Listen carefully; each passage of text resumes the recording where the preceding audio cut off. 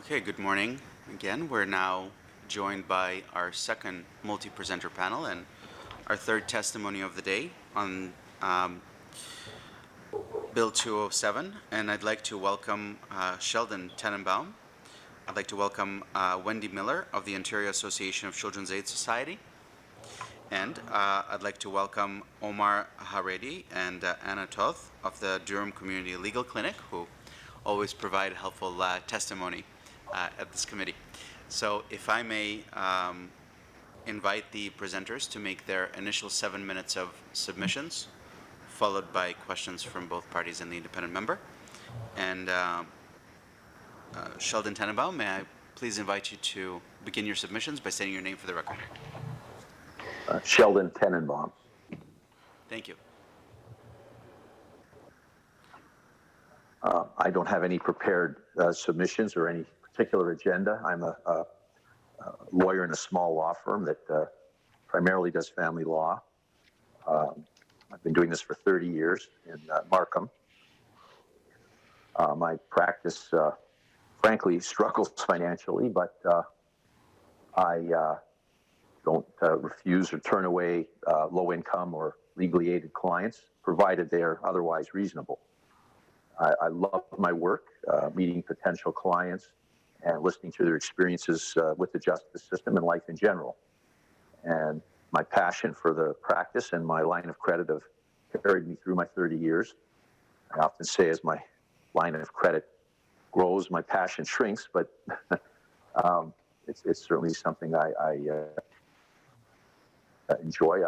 In many areas, as for instance, per diem duty counsel for Legal Aid Ontario in the family courts in the Toronto region, also in the criminal courts in the Toronto region. I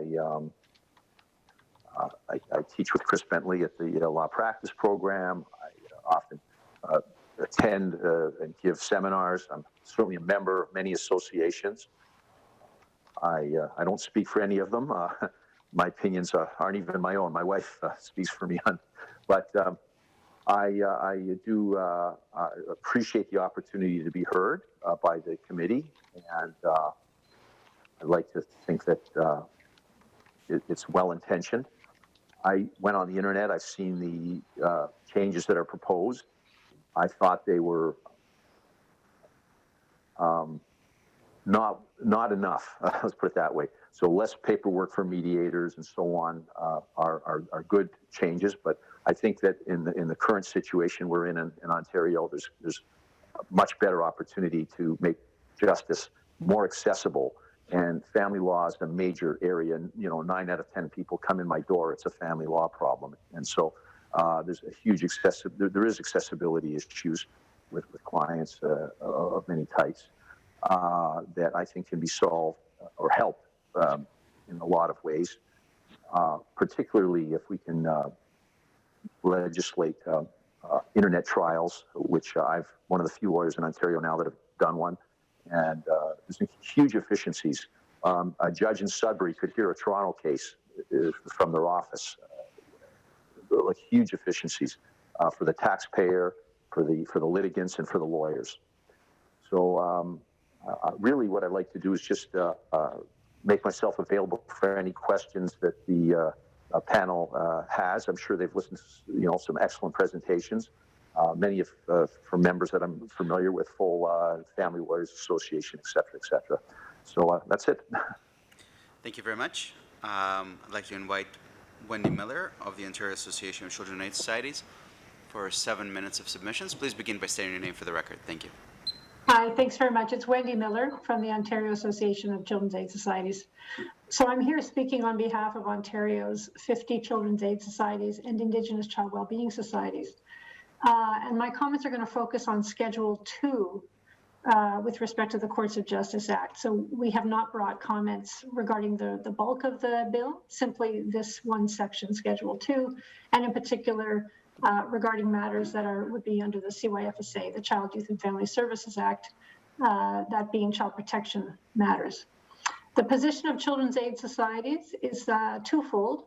On this section, that all appeals of final family law orders should be directed directly to the Ontario Court of Appeal, rather than in the proposed bill as drafted, amending appeal routes to the Superior Court of Justice or Divisional Court, with a requirement to seek leave to the Ontario Court of Appeal. And the second point I'd like to speak about is that child protection matters, unlike other forms of as important as other forms of family law, our child protection matters are particularly and uniquely urgent, involving the essential rights of children and parents, the rights contained in the United Nations Convention on the Rights of the Child, as well as the imperatives of the CYFSA, are best, and that would be including to promote the best interest, protection, and well-being of children, we believe can best be fulfilled through one route of appeal to the Ontario Court of Appeal. Now, I'll just speak briefly to the reasons for this position. With respect to permanency for children and youth, we believe that one route that would streamline appeals directly to the Ontario Court of Appeal would reduce significantly the delays that are experienced across the province. The various and inconsistent jurisdictions across Ontario mean that if you're in Toronto or some other better resource section of the province, you are likely to have case management assistance. You are likely to have assistance that would allow you to move through the appeals processes reasonably well. Whereas if you're living in the north or other parts of the province, and where there are different types of between unified courts and the other types of court systems, there are greater delays. And so the more delays there are, the more harmful that is on the permanency and the well-being of children and youth. Children need timely resolution of protection matters, so do parents. With more appeal routes, decisions regarding permanency can last up to years. And the more delays there are, the longer that process can take. In particular, the United Nations Convention on the Rights of the Child recognizes that delays in decision-making can adversely impact children as they evolve. And the second argument or set of arguments relates to streamlining to one route of appeal will increase fairness and consistency across the province. And I've heard a little tiny bit here this morning, but also reading the debates from in the legislature around inconsistency and fairness. And I believe that this bill is aiming in that direction. But we are here to say that if as proposed, we believe the delays will continue, and we believe that the unnecessary confusion and multi-layered appeal routes will not have the desired streamlining effect. They are inconsistent, as I said, with some regions of the province experiencing much greater delays, different levels of support like case management or assistance, and the Ontario Court of Appeal, as I understand, has a tremendous process for case management. Streamlining will enhance access to justice, particularly for self-represented litigants. The previous speaker was speaking about this. It's common, and in fact, in child protection matters, self-reps are common. And so we need an appeal route that is accessible, fair, and can be resolved at the earliest opportunity. Thank you very much. Thank you very much. Ms. Miller, we'll now proceed with the Durham Community Legal Clinic. Omar and Anna, please begin your 7 minutes of submissions by stating your names for the records. Thank you. Thank you. So my name is Anna Toth. Toth is spelled T-O-T-H. I'm a volunteer with Durham Community Legal Clinic, and I practice as a junior associate at Carpenter Family Law, Family and Protection, Child Protection Law. Today I will be speaking about the need for an overall shift in family dispute resolution because the framework as it exists today does not work. Regardless of party circumstances, the process to separate and seek corollary relief through the courts is too complex, too expensive, and too conflict-oriented.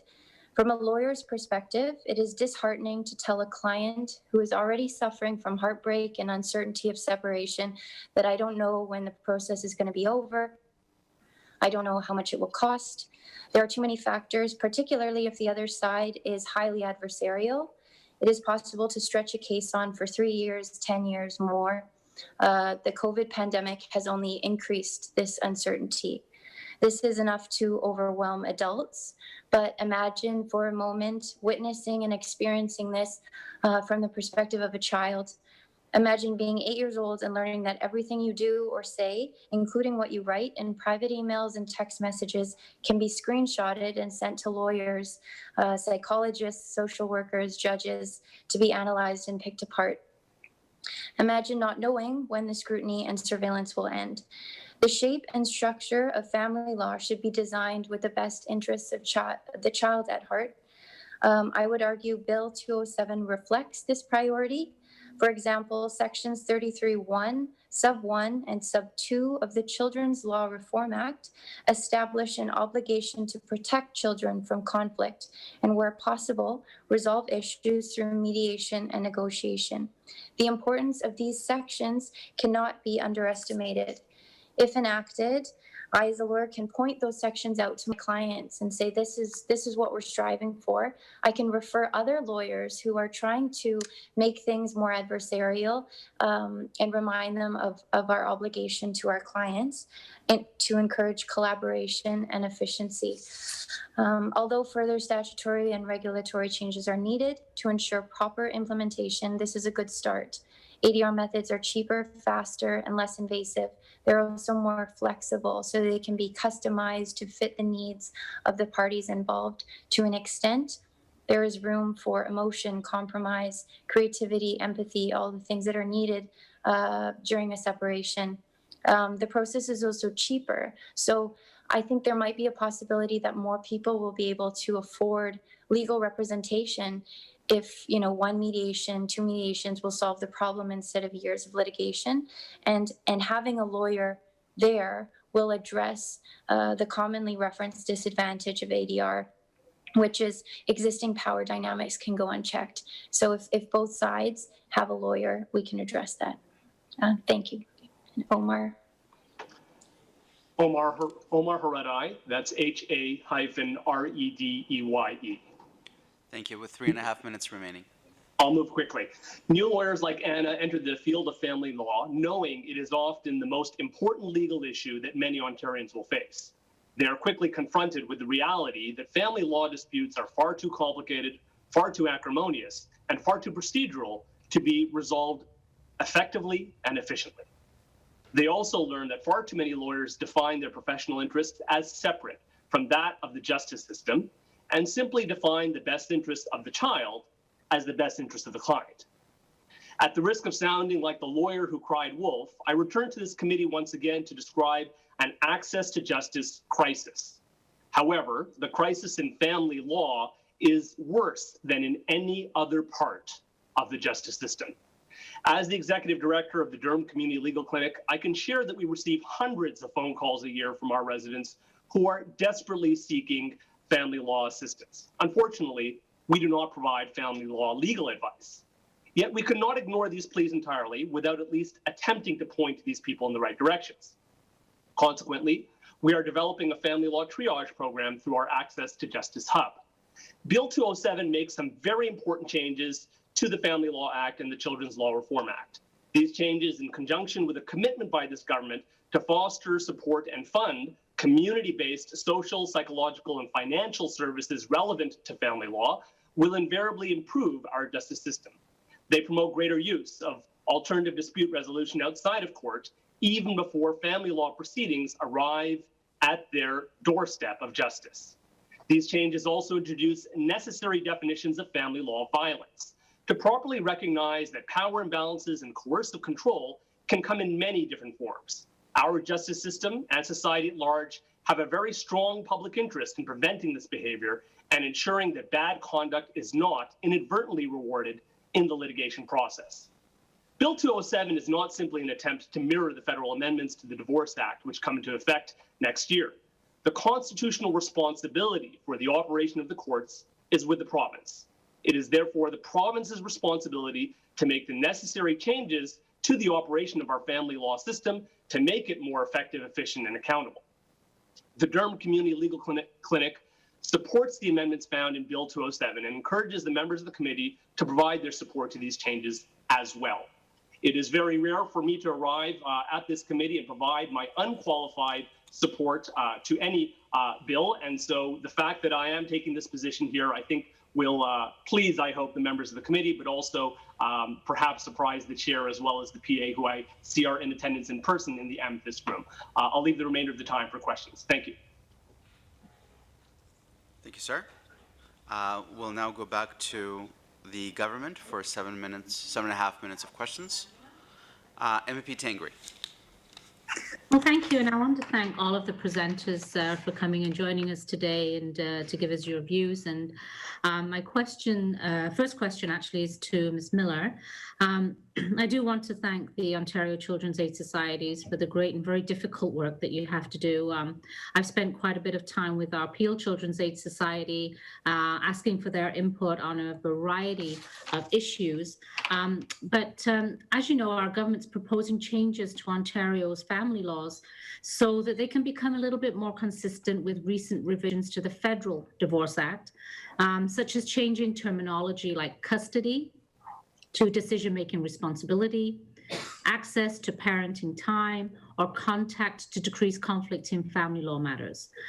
I understand that when the Attorney General consulted with the Ontario Justice Sector partners on this in, I think it was around January 7th of 2020, the number one piece of feedback that he received across the board was to make our provincial laws and specifically the terminology consistent with the federal law. Ms. Miller, can you give us a bit of explanation why consistency in the law is so important for the courts and for the lawyers and the litigants themselves to streamline things? I will do my level best, MPP Tangri. I'm not a lawyer myself. I was guided by senior counsel from our sector, including those from PLCAS, in fact, in preparing my remarks this morning. And as I said earlier, our work has, the focus of our submissions really are on the appeal side. I have no doubt that making those terminology and other elements consistent with federal law would be supportive of streamlining and promoting access to justice. That's my personal opinion. What I would like to point out, however, is you mentioned the consultations, and I read about these in the Hansard debates. As far as I know, Ontario's Children's Aid Societies were not among those consulted with respect to these changes, and in particular with respect to the drafting of Bill 207. I do know that our comments with respect to the appeals routes are consistent with those of the Office of the Children's Lawyer, as well, I believe, as those of the Family Law Association. So in terms of having an opportunity to speak to the things that you're raising right now, unfortunately, I don't have that background. And as far as I know, our sector was not part of those consultations. Thank you. And just to go back a little bit, when specifically, when the Attorney General said that at the outset of the pandemic, the justice systems moved decades in only a matter of months, our government's track record of significantly investing in the justice system to modernize it and not automate it has benefited families, children, and the justice sector partners in every corner of this province. The expansion of the e-filing for more than 400 types of civil and family court documents, as well as procuring a cloud-based document sharing or storage platform, which is called Case Lines. They're the two things that I can think of off the bat that benefit family law. Can you please describe how our government has made it easier, faster, and more affordable to resolve their family legal matters on the ground, including child protection proceedings? For example, in your view, what other modernization efforts that the Ministry of the Attorney General and the court should undertake to invest to benefit the family law system and child protection proceedings? I would be happy to consult my colleagues on those questions. They sound like very important questions. I do not have an answer for you.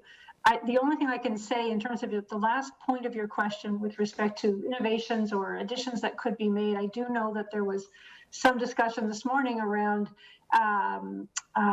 family law with the FLICS, what do they call them? The Family Law Information Centers or Duty Council, those kinds of supports that are not readily available currently, particularly with respect to supporting self-represented litigants.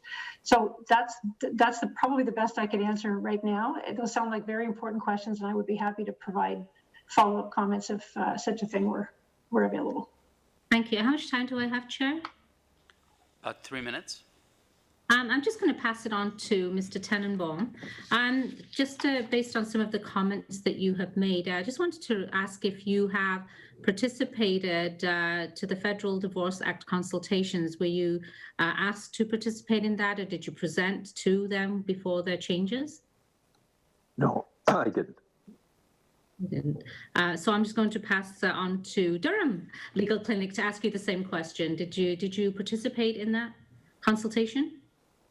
So what I can say is that I am in constant communication with many political representatives at all levels of government, including the PA to the AG, well before this particular initiative has been underway. And so my comments and positions as it relates to family law are very much built on Julie McFarlane's work. We have 40 pages of written submissions for Bill 207 that are here for the committee members, and many, many other submissions that I've made that were in fact used at the federal level. Thank you very much, Mr. Chair. Thank you very much. With 2 minutes remaining, I invite MP Park. Thank you. Yes, thank you, Chair. Maybe I'll speak further with the Durham Community Legal Clinic. First of all, I want to thank you for those on this call that don't know. I'm the MPP for Durham, so it's always a pleasure to have representatives from our backyard showing up and participating in the democratic process here at committee. And I just wanted to get some further perspective from you, either Anna or Omar, on just why, in your experience, consistency in areas like family law, where there's both federal legislation and provincial legislation, why it's important from a practical perspective that there's consistency in the language used between those acts and some of the tests that judges are considering, that sort of thing. Can I say a few words? So everyone I've met, and I'm a new call, is just overwhelmed. When they come to a family lawyer, this is probably one of the worst periods of their life. It makes it very hard to learn things like the law. And, lawyers are there throwing, look at this section, this is the case precedent. It's a new language and it's a new world for them. So as much as possible, if we can make things consistent between the federal and provincial legislation, so they're not learning 2 times the vocabulary they need to kind of move around in that world.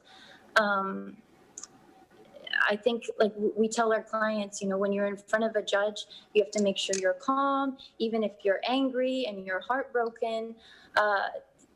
There's so many moving parts, and so learning 2 laws when maybe one would do is a great help to our clients if possible.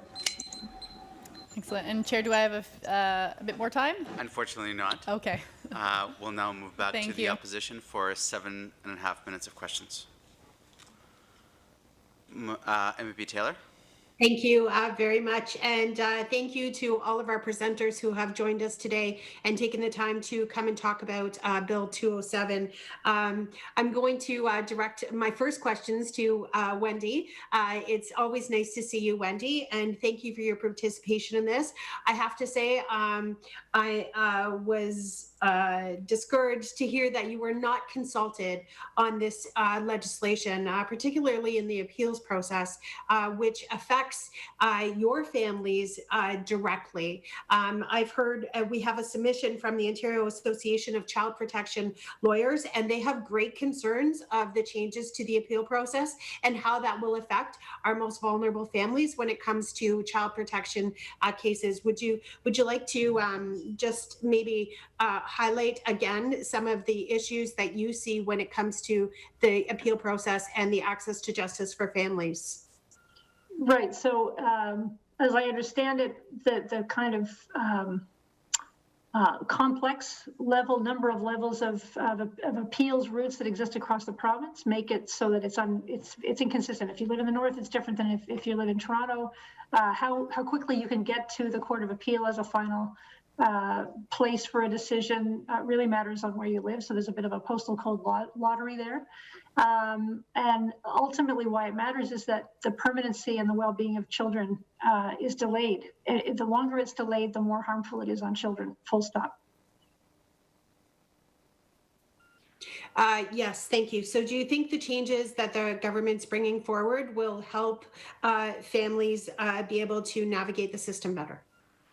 Well, like I said earlier, I'm not a lawyer, so I'm learning from my colleagues that as proposed, the Bill 207 looks like it's trying to kind of address this streamlining question, but it does it in a way that my colleagues feel is not going to achieve its intended goals. So rather than supporting different ways to get to these other layers of appeal, they're saying just go straight to the Ontario Court of Appeal. Make it consistent for all, regardless of what jurisdiction you live in, to be able to get to the Court of Appeal, so that there aren't, I'm hearing stories of families where kids, I heard one this morning, 2015, I think the matter began, and it was 2020 or 2019 rather, before it was for all appeals that had been exhausted. And that was in large part because this family lived in a jurisdiction where they had to go to divisional court, then they had to seek leave to go to the Ontario Court of Appeal. Had those levels or layers been removed, that time to permanency for that young person might have been cut in half. Sure, absolutely. And thank you for that.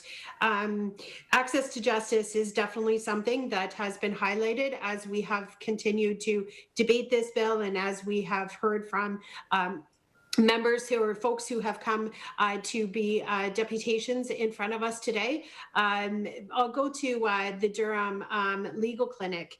How are you feeling about this bill when it comes to true access to justice for the constituents that you serve, which are typically, I'm sure, some of the most vulnerable in our community? Do you think this bill does anything to help these people when it comes to access to justice, particularly with the cuts to legal aid? So I think if I can take this one, the comments related to cuts to legal aid are a significant one. That is going to be a challenge going forward. However, the problem with family law, and this was alluded to from some of the previous panels, is not going to be fixed by money alone. The system itself is broken. The system itself is ineffectual. The system itself is conflict oriented and adverse relationship oriented, and is therefore in its inherent nature not in the best interest of the child. And so what the changes here, not only Bill C-78 but also Bill 207 here provincially, what they have done is introduced formally in legislation an explicit reference to dispute resolution, out of court dispute resolution. And ideally, that dispute resolution would happen even before low income or even middle class individuals even go to court. That would be the ideal solution. What that would do is then take off the pressure from the courts, allow them to actually properly focus on those cases that do have coercive control, domestic violence, or perhaps even complex issues of law. But family law is not an issue that should be solved within our court system, generally. And that should be the starting point. That's what the statute allows. As we allude to in our 40-page submissions, there is quite a bit more that needs to be done, but this is the framework and the starting point, which we expect and we hope that this government will build upon even further. 2.5 minutes remaining. Great. Thank you for that. But as I'm sure you're aware of, 50 to 80% of people who access our family courts do so without representation because of the lack of access to justice. Now, do you think that this bill, yes, it will streamline some of the things, and yes, it will make wording easier for lawyers within the court system, but is there true access to justice built into this bill that will make a difference in our legal system? So if access to justice is defined as simply having the ability to go to a family law trial, then no. And in fact, nobody in all of Canada will have that. We have a backlog of cases, which the Supreme Court of Canada has indicated in cases like Jordan and Cody need to be addressed from a constitutional perspective in the criminal law first and foremost. Family law is not resolved in Ontario or anywhere in Canada through family law trials. We agree the level of self-represented rates, which we actually draw on Julie McFarland's work in our written submissions, is of concern. The major reason for those rates, though, is that those individuals are unaware and are not informed that the proper way to resolve their family law disputes are outside of court, because most family law disputes are actually not about the law at all. They're about financial issues, they're about social issues, they're about psychological issues, they're about mental health issues, and those are issues which lawyers and, quite frankly, the courts are very ill-equipped to deal with. And there is consensus about that quite broadly, not only in the family law bar, but more importantly within the court system and the bench as well. And I'm happy, perhaps in a subsequent question, to actually provide a defense to the judiciary, because I know some of the previous comments also made some critiques about them as well. Yes, thanks. One of the things that we have heard this morning is the lack of training for judges when it comes to domestic violence and abuse. Is that something that you could see yourself supporting? In 10 so seconds. We would support, sorry, I believe the chair spoke. 10 seconds, he said. If you could kindly conclude quickly. Thanks. Just yes or no? I think that they do receive that training, and that's what I will say in the 10 seconds. Thank you very much, Omar. We'll now move on to the independent member, Madame Couillard, with 4.5 minutes. Yeah, thank you, Mr. Chair, and thank you to each of you. You came forward this morning to share your views and your expertise in that area. We've heard that the appeal route is convoluted. It involves more delays, and this is a negative impact on families that seek justices.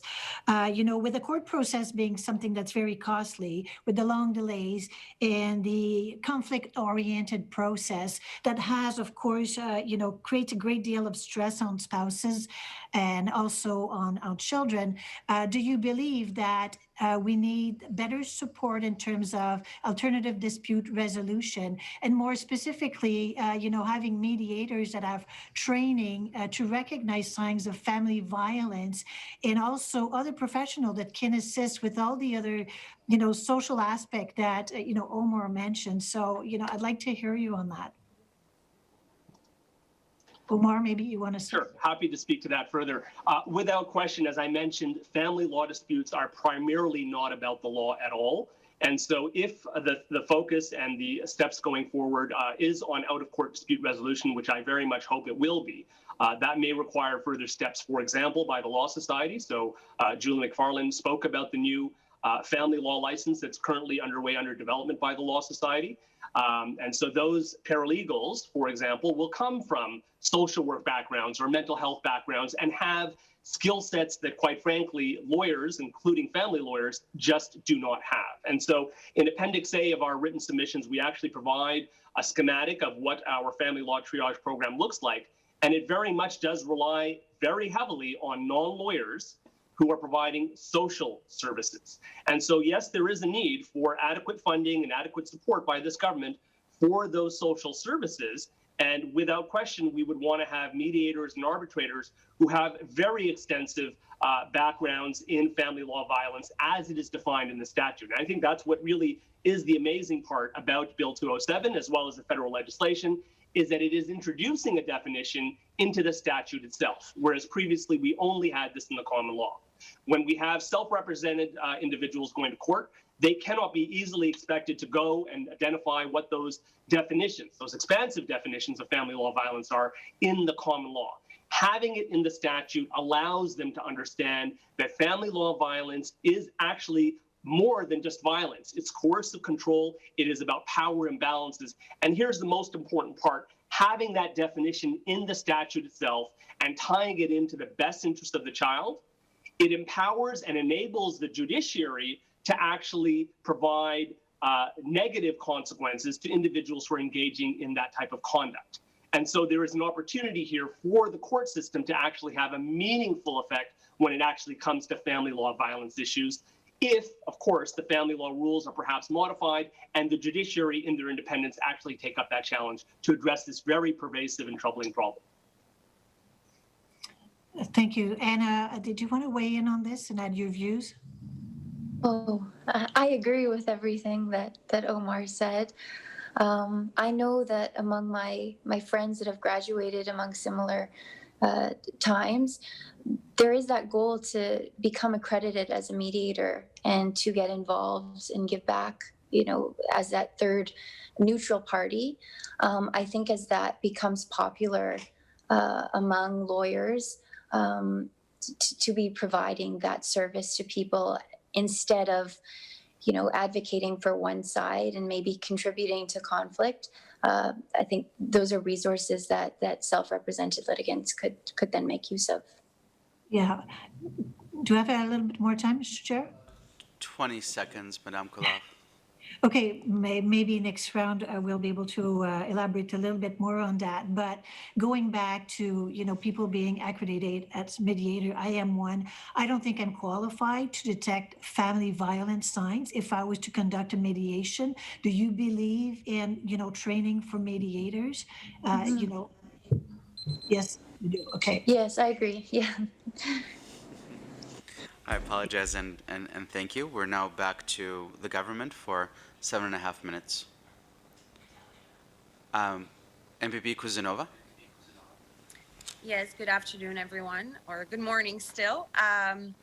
Thank you so much for all of your submissions this morning, and I've been listening intensely, and the area of family mediation is something that has been brought up over and over. And when I was preparing to debate this particular piece of legislation, I was actually involved in a lunch and learn with the Ontario Association for Family Mediation. And they actually had a demonstration of what a mediation would look like between the two parties, whether it's a wife and a husband or whether it is a different family.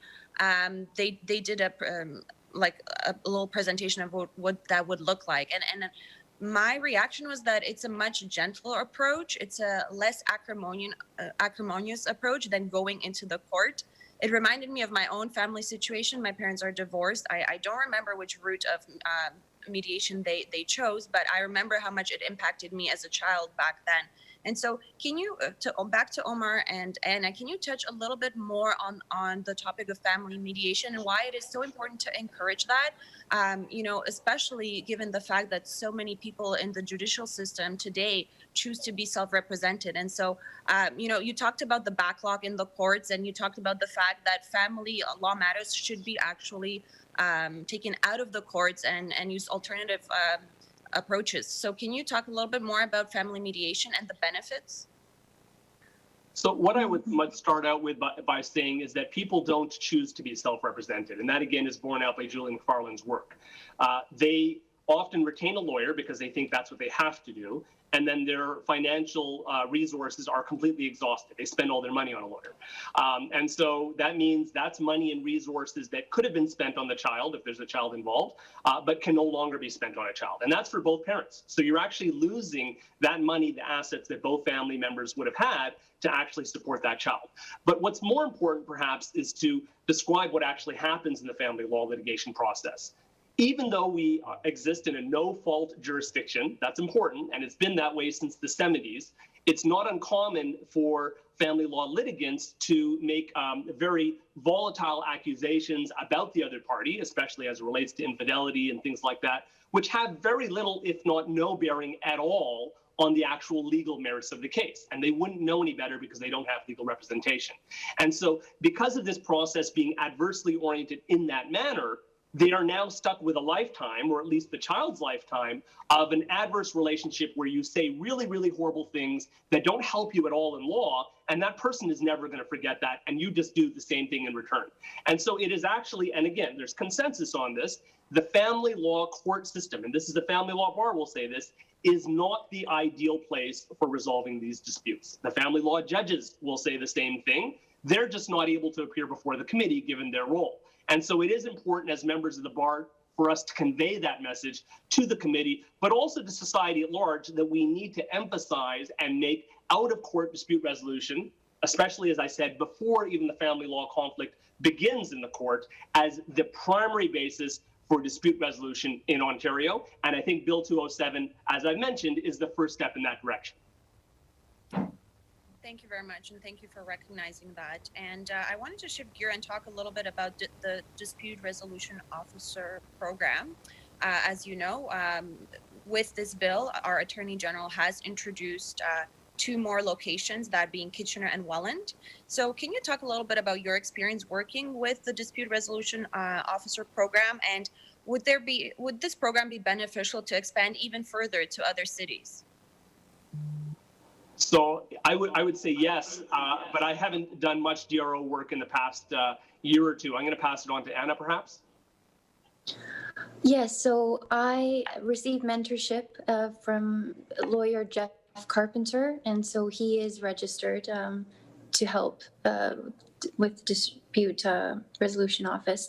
And so he has a very positive outlook on what it's been able to do, and it fits the needs of certain parties and can help them reach solutions a little faster.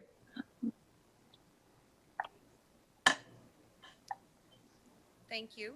So I would now like to ask Wendy some questions if I still have time. And I've actually been working closely with our Peel Children's Aid Society with Juliet. And so thank you for doing incredible work for our children and our families in the region of Peel, but also throughout Ontario. And my question is about family court unification. Under the leadership of Attorney General Doug Downey, we have actually expanded access to family court unification to 8 more locations across Ontario. So I was wondering, in your experience working with families, has access to the system been beneficial? And can you say a little bit more about that? Thanks, MPP Kusandova. I apologize. I am not a lawyer and I'm not a practicing person within an agency. I work for the provincial association. So I have no knowledge of how that's gone. I would be happy in some opportunity, as with previous comments with MPP Tangri, to provide further comments to that in some other forum. I simply don't know how it's gone. Possibly my colleagues at the Durham Legal Clinic might have some knowledge of that, but unfortunately I do not. Maybe I will ask the same question to Mr. Tenenbaum. If you could comment on the family court unification system, and if it's beneficial to expand it to even more locations across Ontario. A minute remaining. Thank you. The family lawyers have been calling for family court unification for the last 25 years, and nothing's happened. So it's nice to see at least this government taking steps to do so. I'm a Toronto guy in Markham, but Toronto, they need to do it as well. There shouldn't have to be one court if you're renting and one court if you own a home. It's not efficient.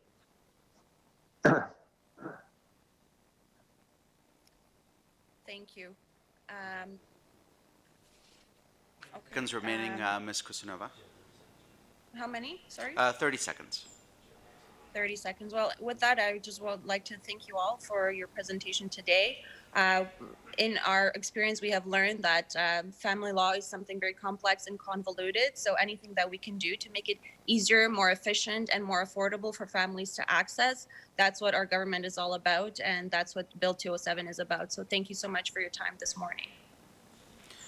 Thank you very much. Now go back to the opposition for 7.5 minutes.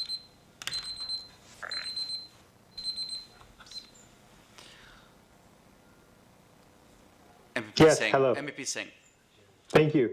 I have a few questions. I'm going to start with Mr. Omar. My question to you is going to be twofold. One is, first, how do you think the impact of the government's previous cuts to legal aid have now impacted access to justice with respect to family law?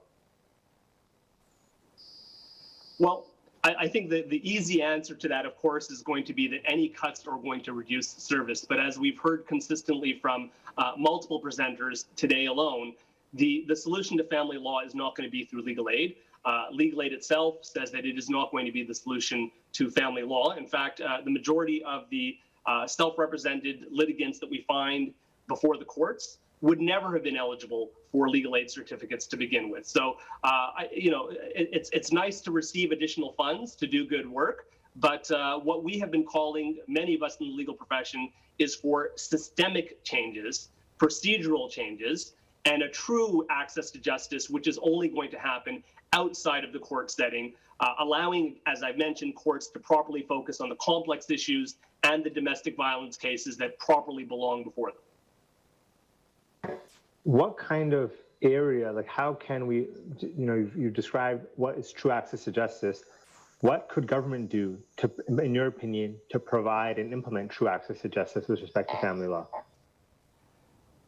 So we've detailed some of that in our submissions, but I think what needs to happen is some of what we've heard, which is unified family court, more DRO, a stronger emphasis within the courts to push these matters outside of the court system to begin with. But there are elements of funding, and I think there is a need for this government to prioritize the social aspects of family law and to build some of that infrastructure and resources around that as well. And so an example that we'll use is at the Durham Community Legal Clinic, we are not funded by Legal Aid Ontario to provide family law advice. That being said, given the enormous crisis that we are facing in Durham region, we've had to step up and create collaborative partnerships. At this point, those relationships have extended to places like Barrie and Ottawa. And so we have dozens of lawyers and mediators, Luke's Place and Schleifer Clinic, so for the domestic violence piece, to work collaboratively, all with our existing funding. So we found ways to do it from our existing funding, even though we're not funded specifically to do that. And so the innovation, the ideas, and the solutions are very much there. Part of the reason why we're here and why we have open lines of communication to this government is to let them know that we can do more and we can solve this access to justice problem, but it's about not just spending more money, it's about spending it smartly and in the right ways. And that may not be through legal aid certificates in the court system, which is a very, very ineffective way. In fact, going back to the unrepresented litigants, some of those unrepresented litigants, many of those unrepresented litigants started out with a family law certificate, started out with an adversarial relationship with their ex-spouse, and now has to fend for themselves for the next 10 years, 15 years of a protracted dispute with a parent that they had a separation with when the child was 2 years old. So that isn't going to be the solution. The solutions are going to be collaborative, they're going to be social work oriented, and they're going to require, quite frankly, as you've indicated, some support financially from the government in other aspects of our system that are supportive of the justice system.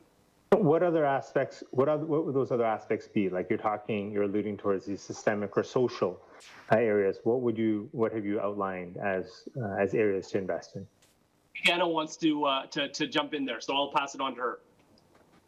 And this is kind of linking back to the domestic violence conversation that we were having before. Like, I wonder if there was an office, not the police, where people could report.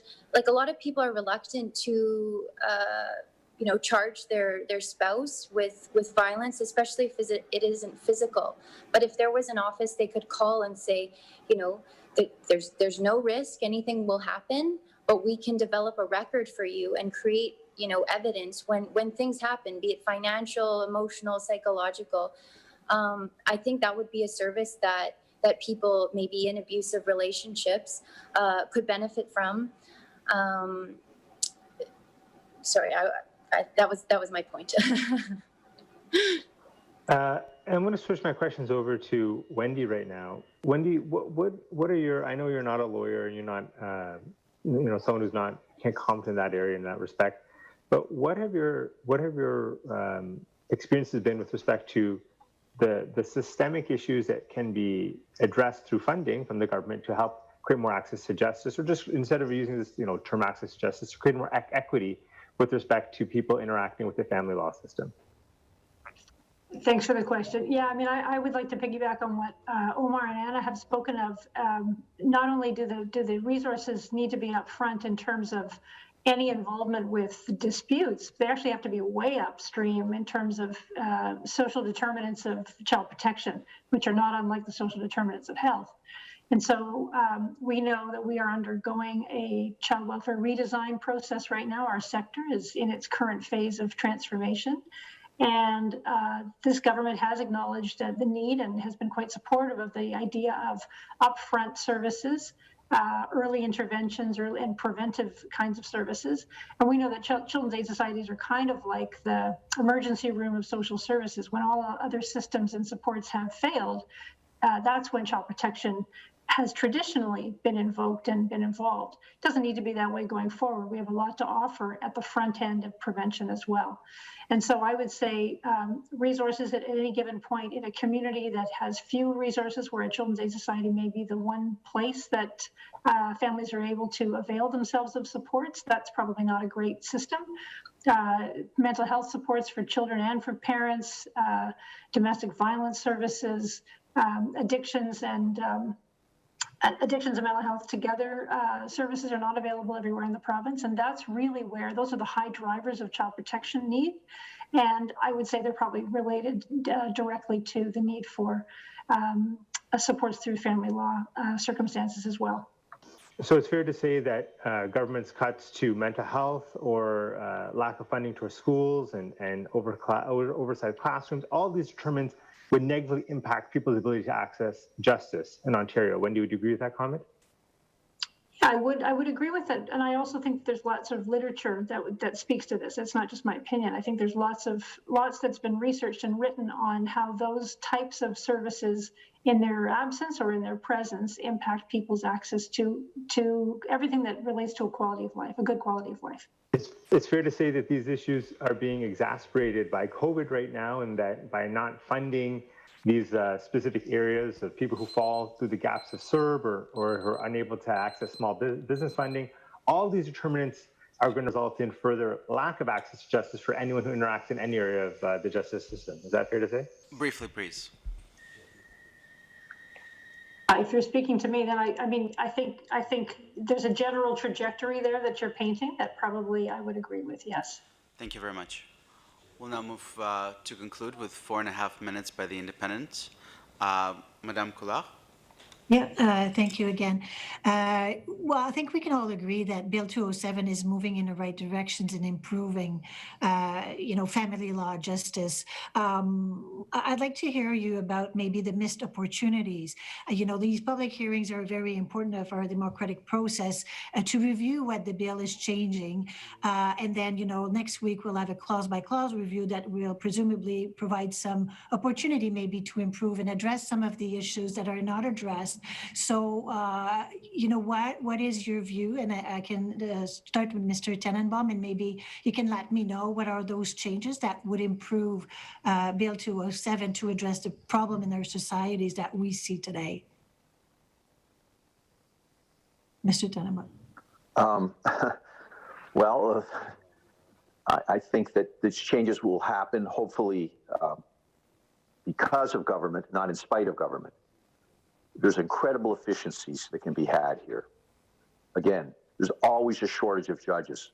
The fact that a judge could now go on Zoom, just like we are today, and hear a matter in another jurisdiction, wonderful.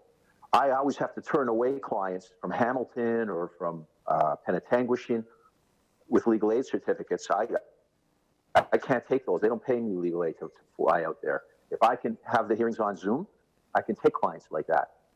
So I'm not here asking for the government to spend money. However, with what I think was Mr. Singh that was saying, should we be spending more money on legal aid? I am a supporter of legal aid. Legal aid allows small-time lawyers, I was once young, to start a practice with some financial viability. Every shingle that gets thrown out is more access to justice. It's another place that a person can go. The other thing legal aid does is if you walk into 311 Jarvis or 47 Shepherd in Toronto, you can see a flicked lawyer, free lawyer, no appointment needed, no obligation. You can go see them, him or her, and get, some summary advice, maybe a referral for a certificate, whatever's done that can help you. This is a great service for Ontarians. So now Legal Aid is a top-heavy organization, but I am, and I don't want the government to spend more money, but I do agree with what your colleague did say. They should be supported. I find that all this, we can go on and on. Yes, these changes that the government are making are helpful. Getting rid of the words custody and access, sure. A as Shakespeare said, a rose by any other name would smell as sweet. It's not going to be, these are minor improvements. But I think the major improvements are as a result of what's happened with COVID and the fact that now we can do trials remotely and be much more efficient, having to bill a client a whole day while I'm waiting for my trial or motion to start or hearing. And yes, I also agree with what my colleague, Mr. Red-Eye Omar, was saying. The courts are not the most efficient system, and the government, if they want to spend money, should also consider ADR, which is a game changer. Then they are supporting ADR now, but more so. So not just mediation, but actually rent your own judge. So instead of going through the court, I can go and hire a judge. The legislation allows it already. If the government can help a little bit, parties with less means can do it. But I think Ontarians should be proud. I think that despite all the problems we hear about access to justice, you can phone my phone number, and many of my colleagues, hundreds of other family lawyers, none of them are making a lot of money running through 47 chapters. You can phone these lawyers and get free advice on the phone and get some referrals and help. And it is an adversarial system. We didn't make it adversarial, lawyers. The people did. We have people, for instance, I turn away legal aid clients, not because legal aid isn't paying enough, but because these parties will fight to the last dollar of legal aid. They have no skin in the game. They just want to fight and fight and fight. And I can't change that. Unfortunately, no legislation can. But for the most part, the system works. And I think that there's incredible efficiencies. Again, having judges be able to conduct trials remotely, having lawyers being able to take clients that otherwise they couldn't take, and supporting young lawyers, particularly the younger ones that are struggling to open practices in family law. I hope that helps. Thank you very much, Mr. Tenenbaum. This concludes the time we have available for this panel. I'd like to thank all the presenters for their appearance this morning and excuse them from the committee at this time. Thank you very much. The committee will recess until 1 p.m.